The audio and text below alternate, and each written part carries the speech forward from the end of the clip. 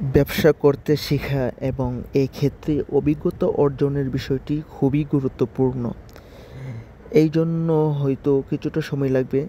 ধীরে ধীরে অভিজ্ঞতার ঝুড়ি ভরতে হবে। তাই এক লাফে বড়লোক হওয়ার চিন্তা মাথা থেকে সরাতে হবে। অভিজ্ঞতা অর্জন করা ব্যতীত কখনোই সমস্ত মূলধন প্রাথমিক অবস্থায় বিনিয়োগ করা উচিত নয়। প্রাথমিকভাবে অল্প পরিসরে কাজ শুরু করতে হবে। তারপর যখন অভিজ্ঞতা বাড়তে থাকবে তখন ধীরে ধীরে মূলধনের পরিমাণও বৃদ্ধি করতে হবে। অনেকেরই সুন্দর সুন্দর বিজনেস আইডিয়া থাকে, কিন্তু এক্ষেত্রে অভিজ্ঞতা অর্জন ছাড়াই তারা বিশাল অঙ্কের অর্থ ইনভেস্ট করে ফেলে। অবশেষে বড় ধরনের ক্ষতির সম্মুখীন হয়ে নিজে মরে, পরিবারকেও মারে। যেমন কেউ ড্রাইভিং না শিখে গাড়ি নিয়ে রাস্তায় বের হয়ে অ্যাক্সিডেন্ট করে নিজে মরে, অন্যকেও মারে। আল্লাহ তাআলা হেফাজত করুক।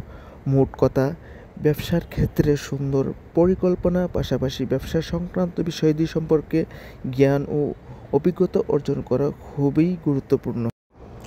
ব্যবসার পরিকল্পনা, নিজস্ব আর্থিক অবস্থা, ব্যবসার জন্য সঠিক স্থান নির্বাচন, জনবল ও মানসম্মত পণ্যের ইত্যাদি দিক বিবেচনা করে সুন্দরভাবে ব্যবসায়িক পরিকল্পনা সাজাতে হবে।